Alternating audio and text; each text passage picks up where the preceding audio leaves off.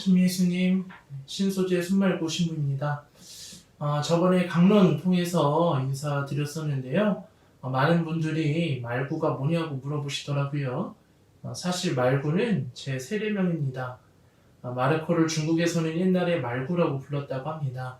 그런데 그 표기 방식이 우리나라로 넘어오면서 옛날에는 다들 마르코를 말구라고 불렀다고 합니다. 네, 저는 손명준 마르코 신부입니다. 이렇게 다시 만나게 돼서 반갑습니다. 사순식이 시작과 더불어 여러분과 함께 드리는 미사가 중단되는데 그게 어느덧 이렇게 부활시기까지 연장되게 됐습니다. 참 안타깝고 가슴 아픈 일이죠. 우리 전례에 있어서 가장 꽃이라고 부를 수 있는 이 파스카 성야 미사를 조촐하게 보내려고 하니까 참 쓸쓸하고 또 허전한 마음을 금할 길이 없는 것 같습니다. 그럼에도 이 파스카 성삼일을 이렇게 유튜브로 또 TV로라도 보려는 여러분들께도 우리 주님 부활의 빛이 언제나 가득하시기를 두 손 모아 기도드리겠습니다. 오늘 저녁에 있을 파스카 성야 미사는 총 4부로 이루어진 만큼 예식의 시간도 그 어느 미사 때보다도 더 길게 느껴지죠. 이 미사에 참여하면 참 큰 은총을 받습니다.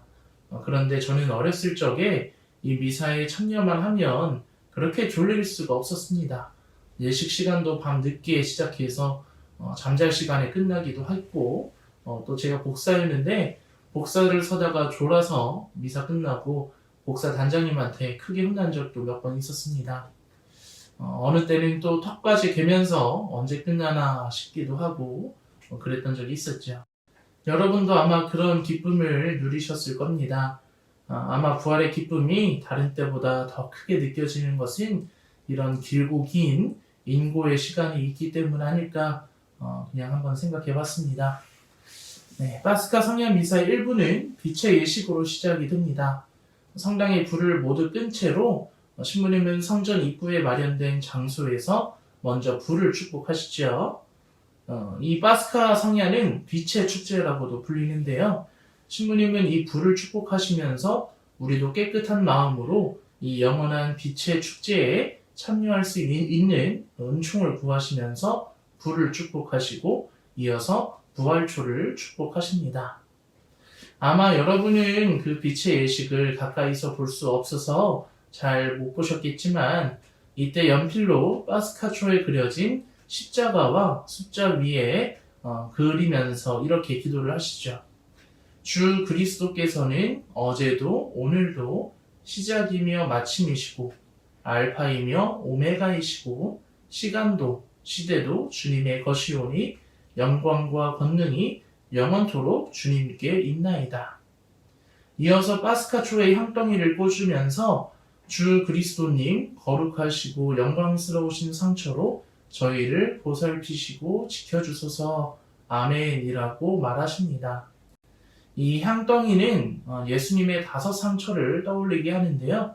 예수님의 그 5 상처로 우리를 지켜달라고 청하는 기도문이기도 합니다. 부활초라고도 불리는 이 파스카 초에는 사실 유래가 하나 있습니다. 옛날에는 초를 만들 때 보통 뭘로 만들었죠? 예, 맞습니다. 보통 밀랍이라는 것으로 초를 만들었죠.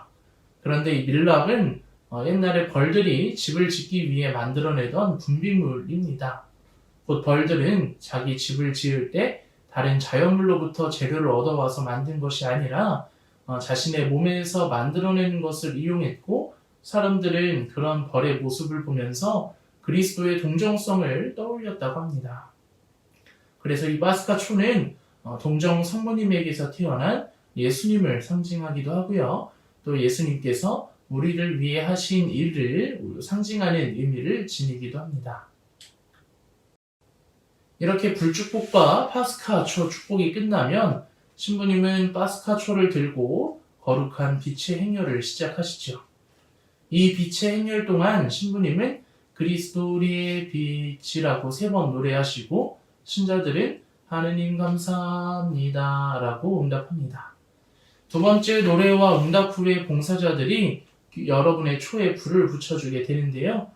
제대 앞으로 나와 3번째 노래를 하신 다음에는 드디어 파스카 찬송이 이어지게 되죠. 여러분은 이 파스카 찬송 들으면 어떤 느낌을 먼저 가지시나요? 사실 저에게는 이 파스카 찬송에 대한 웃픈 추억이 하나 있습니다. 제가 신학생 2학년 때 일인데요. 신학교에서 부활 파견 나와서 본당에서 열심히 성삼일 전례를 준비하는데 주임 신부님께서 저에게 파스카 찬송을 부르라고 하셨습니다. 열심히 준비했고 또 파스카 찬송 부르는데 독서대 옆에서 부활초가 활활 타오르는 것 때문인지 아님 너무 긴장해서 그런지 머리에서 땀이 그렇게 흘러나왔습니다. 그 땀은 결국 눈에 들어갔고 눈이 너무 따가워서 눈에서도 눈물이 흘렀습니다. 옆에서 타오르는 향 때문에 향 연기가 코로 들어와서 또 코에서 콧물이 나오고 그렇게 저는 눈물과 콧물 질질 짜면서 이 파스카 찬송을 불렀던 적이 있습니다. 미사 끝나고 신자들이 저한테 와서 박사님 얼마나 기쁘면 그렇게 파스카 찬송을 울면서 부르시냐고 저한테 그럽니다. 사실 저는 기뻐서 흘린 눈물은 아니었죠. 아무튼 이 파스카 찬송은 약 7분 정도 이어지게 됩니다. 구약부터 신약까지 하느님께서 어떻게 우리를 구원하셨고 또 우리 구원 계획이 우리 인간을 창조하실 때부터 이미 완성되어 있었음을 노래합니다. 또 중요한 내용이 있는데 바로 모세가 이스라엘 백성을 이집트에서 탈출시킴으로써 하느님께서 이 세상의 죄악을 불기둥의 빛으로 몰아내셨음을 기억합니다. 모세가 이스라엘 백성들을 이집트에서 탈출시킨 이 사건을 뭐라고 부르죠? 바로 파스카라고 합니다. 그래서 오늘 우리가 지내게 되는 이 파스카 성야는 그리스도께서 이제는 당신의 백성을 죽음에서 생명으로 건너가게 하셨음을 기억하는 거룩한 날입니다. 하느님께서는 우리가 봉헌하는 이 초를 영원히 꺼지지 않는 밤하늘에 빛나는 별이 되게 하실 것입니다. 네, 이렇게 파스카 찬송이 모두 끝나면 말씀의 전례가 시작됩니다. 사실 파스카 성야 때 이 말씀의 전례는 굉장히 중요한 역할을 담당하고 있습니다. 구약에서 신약에 이르기까지 하느님의 구원 사업이 기록된 말씀이 울려 퍼집니다. 그래서 독서를 1독서에서 7독서까지 모두 낭독한 후에 서간과 복음이 또 봉독되죠. 이 말씀의 전례를 통해 우리는 예수님의 부활을 체험하게 됩니다. 말씀의 전례에서 낭독되는 말씀은 총 9개의 독서인데요. 보통은 홀수 독서로 읽고 서간과 복음을 봉독하게 됩니다. 그래서 1, 3, 5, 7 독서와 서간 또 복음을 봉독하죠. 그런데 가끔은 짝수 독서를 읽을 때도 있습니다. 그런데 이 짝수 독서를 읽더라도 3독서만큼은 빼놓을 수가 없습니다. 그 이유는 오늘 우리가 지내는 파스카의 기원이 그 독서에 고스란히 담겨있기 때문입니다. 3독서의 말씀은 모세가 이스라엘 백성을 데리고 이집트를 탈출해 홍해바다를 건넌 사건을 담고 있습니다. 이 독서 후에는 주님의 말씀입니다를 생략하고 바로 화답송으로 이어지게 되는데요. 3독서의 말씀이 이렇게 끝맺기 때문입니다. 그때 모세와 이스라엘 자손들이 주님께 이 노래를 불렀다. 그리고 이어지는 화답송이 바로 이스라엘 백성들이 불렀던 노래이기 때문에 주님의 말씀입니다를 생략하게 됩니다. 7독서가 끝나면 이제 장엄한 오르간 연주와 타종이 이어집니다. 성목요일날 우리 레오 신부님이 말씀하신 것처럼 성삼일 동안 사용하지 않던 금속으로 된 종과 오르간이 다시 장엄하게 연주되면서 예수님의 부활이 절정에 다다랐음을 느낄 수가 있습니다. 대형강송까지 모두 끝나면 본기도로 이어서 대축일 미사가 진행됩니다. 오늘 파스카 성야 때 봉독되는 복음에는 이런 말씀이 있습니다. 부활하신 예수님께서 마리아 막달레나와 당신 무덤을 찾아온 여인들에게 하신 말씀입니다. 두려워하지 마라. 가서 내 형제들에게 갈릴레아로 가라고 전하여라. 그들은 거기에서 나를 보게 될 것이다. 예수님은 우리에게 갈릴레아로 가라고 말씀하고 계십니다. 그렇다면 여러분에게 갈릴레아는 어떤 곳입니까?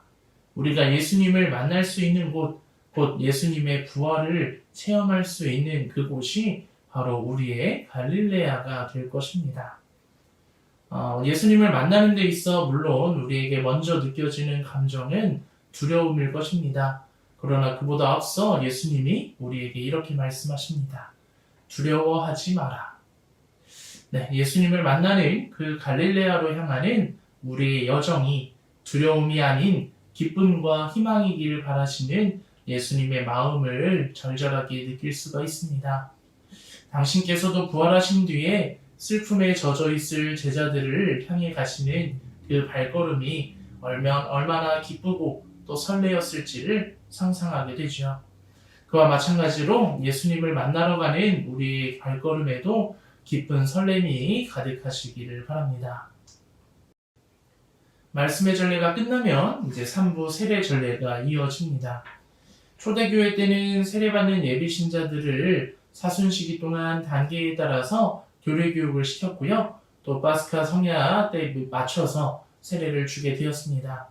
그래서 이 파스카 성야 미사 때 세례식을 했던 분당도 아마 있으실 건데요.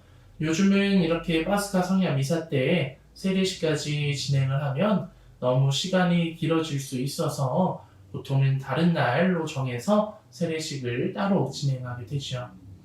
아무튼 이 세례를 주기 위해서 가장 중요한 물이 빠져서는 안 되겠죠. 그래서 파스카초를 물에 담가 세례수를 축복합니다.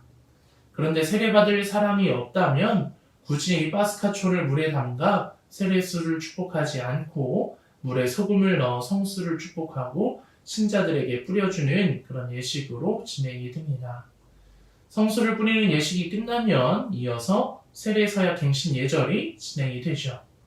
이 세례서약 갱신 예절 때 보면 모든 신자들이 누가 시키지 않고 가르쳐주지 않아도 응답을 너무 잘하는 모습을 볼 수 있죠. 신부님 질문에 예, 끊어버립니다. 예, 믿습니다. 라고 응답하는데요.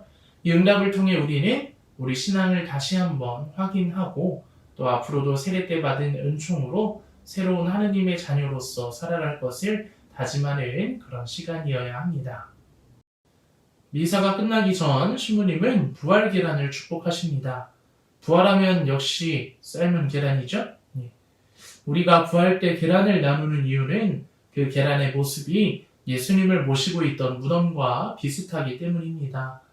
부활은 그 단단한 죽음의 껍질을 깨고 다시 올라온 것이기에 우리가 부활 때 계란을 나누고 그 계란 껍질을 깨면서 예수님의 부활의 기쁨을 온 공동체가 함께 나누고 누리는 그런 우리 아름다운 문화라고 생각하시면 되겠습니다. 파스카 성야 미사가 너무나 길어서 이 양상도 이렇게 간략하지 못하고 또 길게 됐는데요. 그래도 양규영 레오 신부님보다는 짧은 것 같아요. 예. 그럼에도 집중해서 봐주신 여러분께 감사드리고요.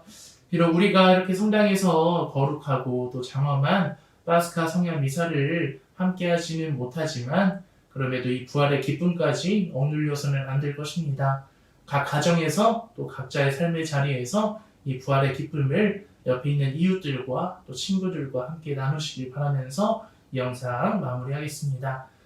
부활 축하드리고요. 성당에서 다시 뵙는 그날까지 더 열심히 기도하고 기다리며 더 준비하겠습니다. 예, 영상 봐주셔서 감사합니다.